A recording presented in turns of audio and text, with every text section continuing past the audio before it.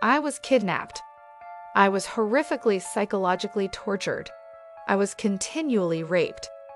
It was a heart-wrenching story that seemed to be happening under hell and was seemingly insurmountable. If you lack the courage, quickly skim this video. The following story will be horrifying.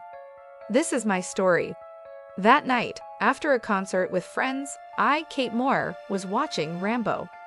However, that night was completely unusual. I was really trapped between two people who had committed nearly a dozen murders. I was powerless, held tightly by them with a knife under my neck. I knew I was in a serious danger.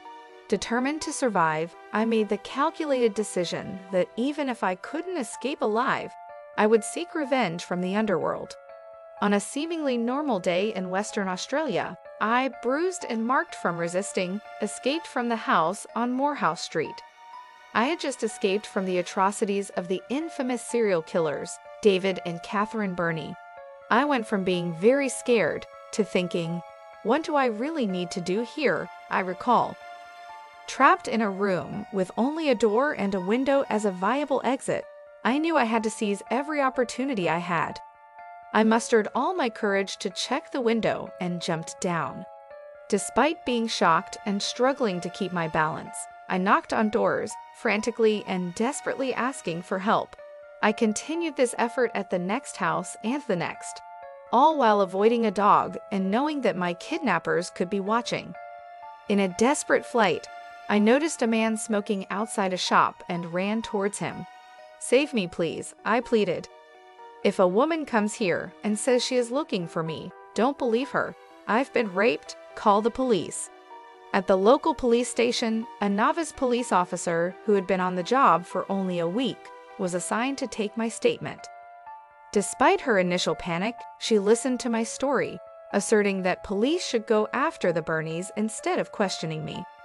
Meanwhile, in downtown Perth, Detective Paul Ferguson received a file on his desk. The Birnies and their long list of victims had now become the focus. He connected the dots and recognized the chilling pattern of this couple's crimes. My escape and report to the police triggered an urgent investigation into the couple. When Ferguson and other officers followed me to the Birnies' house, they found enough evidence to corroborate my story. The lipstick hidden under the pillow, the sleeping pills I had vomited, the locks I had been chained to. The couple was arrested and separated for questioning. Under pressure, David Birnie confessed to 4 murders. Catherine Birnie, in an attempt to clear her name, corroborated the story but blamed David as the main culprit. This was totally contrary to the truth, as she was the one controlling and managing the situation. The couple was eventually convicted and sentenced to life imprisonment without parole. Even after they were incarcerated, the work wasn't done. I, as the sole survivor, was forced to relive my pain and become the voice for the victims.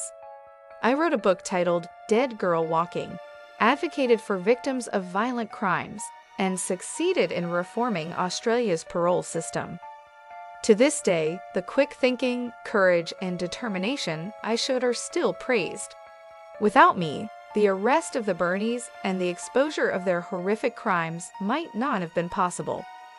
For the final part about how I overcame the pain and live a better life, I want to advise everyone to always strive to find the light of life, regardless of what difficulties you are going through. I also want to say that God is always with us, helping us find stability and hope in the most desperate times. God has helped me overcome the pain, not only through the help of those around me, but also through my strong faith in justice.